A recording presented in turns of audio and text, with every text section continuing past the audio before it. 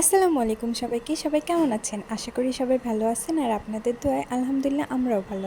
তো আজকে আম্মু একটা নতুন রেসিপি বানিয়েছিল, সেটা ছিল শুটকি মাছ দিয়ে। এটা আমার অনেক পছন্দের একটা রেসিপি। এটার জন্য আম্মু প্রথমেই শুটকি মাছের ভর্তা বানিয়ে নিয়েছে। এই যে সেই ভর্তাটা, এখানে আম্মু কয়েকটা মরিচ কেটে নিয়েছে।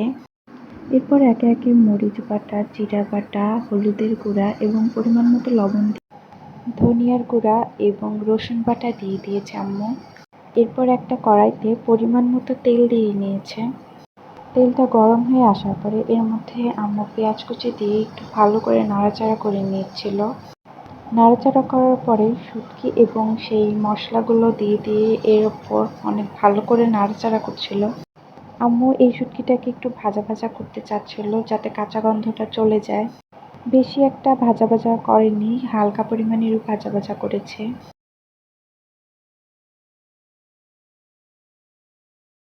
এরপর আমি চলে এসেছিলাম ছাদে মিষ্টি কুমড়ার পাতা নিতে। এই যে আমাদের বাগানের এই সাইডটায় মিষ্টি কুমড়ার গাছটা আছে। আম্মু চলে এসেছিল মিষ্টি কুমড়ার পাতা নেওয়ার জন্য। তো আম্মু এখানে এক করে ভালো ভালো যে মিষ্টি কুমড়ার পাতাগুলো ছিল সেগুলো তুলছিল। সবগুলো পাতা অনেক বেশি ফ্রেশ লাগছিল, আর এটা ভেবেও ভালো লাগছিল যে নিজেদের গাছের মিষ্টি কুমড়ার পাতা দিয়ে আম্মু আজকে একটা রেসিপি তৈরি করবে।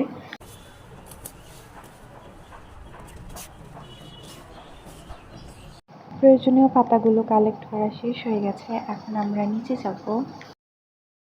এই যে এখানে আম্মু খুব সুন্দর করে পরিষ্কার করে মিষ্টি কুমড়ার পাতা একটা নিয়ে নিয়েছে, আর এর মধ্যে শুটকির পুরগুলো দিয়ে দিচ্ছে। তারপরে এটাকে খুব সুন্দর করে ফোল্ড করে নিয়েছে আম্মু, আর এটাকে অনেক সুন্দর করে সুতা দিয়ে বাঁধা হয়েছে। বাকিগুলো সেম প্রসেসে করা হয়েছে।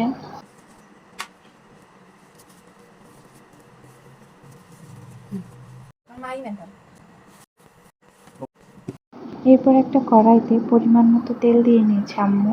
এরপর যে শুটকির বড়াগুলো বানিয়েছে সেগুলো একে একে তেলে দিচ্ছিল। তা অনেক স্যাটিসফাইং ছিল, আর দেখতেও অনেক সুন্দর লাগছিল। সবগুলো বড়া তেলের মধ্যে দেওয়ার পরে আম্মু কিছুক্ষণ ঢাকনা দিয়ে রেখে দিচ্ছে। এর কিছুক্ষণ পর ঢাকনা খোলার পরে আম্মু একে একে বড়াগুলো উল্টিয়ে দিচ্ছিল। বড়াগুলো উল্টানোর পর দেখছিলাম যে অনেক সুন্দর একটা কালার আসছিল, কিন্তু ক্যামেরায় অতটাও ভালো বোঝা যাচ্ছে না।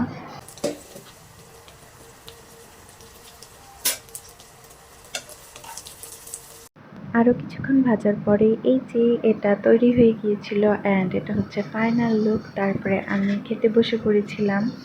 এই যে এখানে শুটকির বড়াটা আর মাছ ভাজি। আমি এখানে প্রথমে মাছ ভাজি দিয়ে খেয়ে নিয়েছি। এরপরে শুটকির বড়ার ভেতরে যে সুতাগুলো ছিল সেগুলো আগে পরিষ্কার করে নিয়েছি।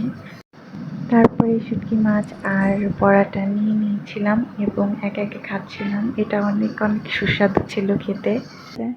আজকের ব্লগ এই পর্যন্তই। আপনারা সবাই ভালো থাকবেন আর আমাদের জন্য অনেক দোয়া করবেন। ভিডিও ভালো লাগলে অবশ্যই লাইক, কমেন্ট, শেয়ার করবেন এবং আমাদের ইউটিউব চ্যানেলটিকে সাবস্ক্রাইব করবেন এবং আমাদের পেজকে ফলো করে আমাদের পেজের সাথে থাকবেন। আল্লাহ হাফেজ সবাইকে।